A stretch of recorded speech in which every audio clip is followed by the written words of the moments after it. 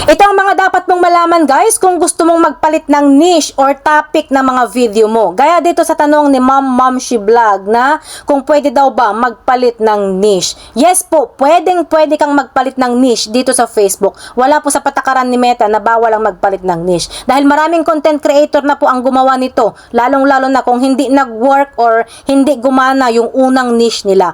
Pero bago ka magpalit ng niche, dapat alam mo ang magiging epekto or dapat alam mo kung ano ang mangyayari dyan sa account mo. Kaya dapat paghandaan mo at pag-isipan mong mabuti bago mo ito gawin. So, ang una, mababawasan ang followers mo.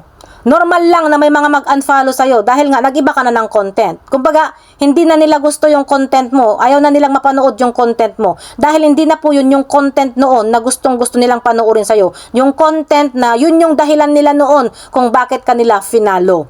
Pangalawa, bababa ang engagement mo sa umpisa. May posibilidad na bumaba ang mga likes, yung comments, yung shares, yung views dahil nga maninibago na yung mga lumang audience mo at maninibago na rin ang algorithm ni Facebook dahil nga nagpalit ka na ng topic, ng niche. Pangatlo, kailangang turuan mo ulit ang algorithm.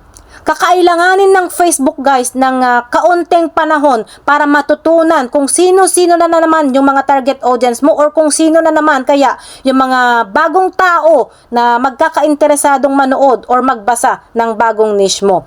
So eto guys yung dalawang paraan para magpalit ng niche. Pwede mong piliin ang diskarte na mas komportable para sa'yo. So ang una, ang dahan-dahan na transition. Unti-unti mong isama ang bago mong niche habang binabawasan ang luma mong niche. For example, kung ang niche mo dati is pagluluto, tapos gusto mong palitan ng niche na pagta-travel. Mag-post ka ng mga tungkol sa pagkain na natikman mo na habang ikaw ay nagta-travel. O di kaya mag-post ka sa isang araw ng isang beses ng about pagluluto at saka 2 beses ng about sa pagta-travel. At ang pangalawa naman is ang biglang pagbabago. Ito naman ay yung magpapalit ka na kaagad ng niche mo sa loob lang ng isang araw. So ang gawin mo, mag-post ka lang ng isang maikling announcement or video para sabihin doon sa mga followers mo kung bakit ka magpapalit ng niche para hindi sila maguluhan, para mas maintindihan nila.